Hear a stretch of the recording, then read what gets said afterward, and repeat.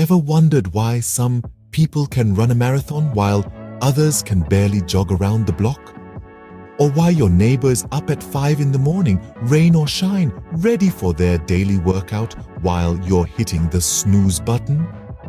Well, it might have something to do with this little thing we call motivation. But what exactly is motivation?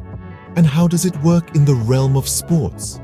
Stick around, because we're about to dive into the fascinating world of sports psychology.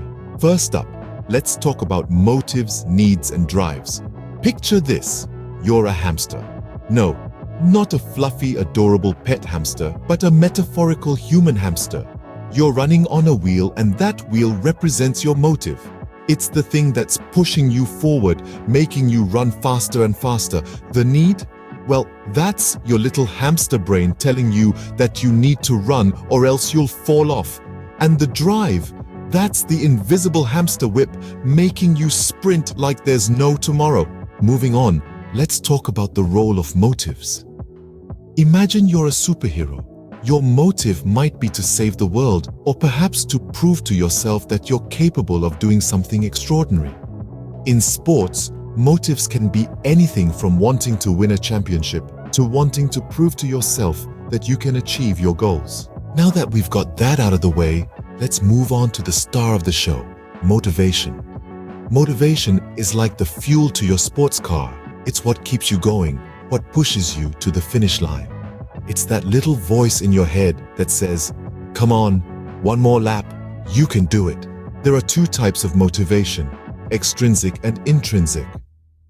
Extrinsic motivation comes from outside of you. It's the shiny gold medal at the end of the race, the roaring applause from the crowd, the fame, the glory, the Instagram followers. Intrinsic motivation, on the other hand, comes from within.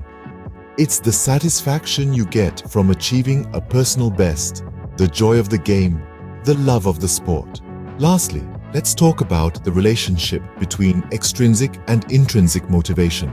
Think of it as a dance. Sometimes you lead with extrinsic motivation, drawn in by the allure of rewards and recognition. Other times, you let intrinsic motivation take the lead, driven by the simple joy and satisfaction of the sport itself. The key is to find a balance between the two, to let them waltz together in perfect harmony. So, in summary, we've learned that motivation is the driving force behind our actions in sports. It's fueled by motives and needs and comes in two forms, extrinsic and intrinsic. And remember, like a good dance, the best performance comes when extrinsic and intrinsic motivation work together in perfect harmony. Now, the next time your neighbor is up at the crack of dawn for their workout, you'll understand why.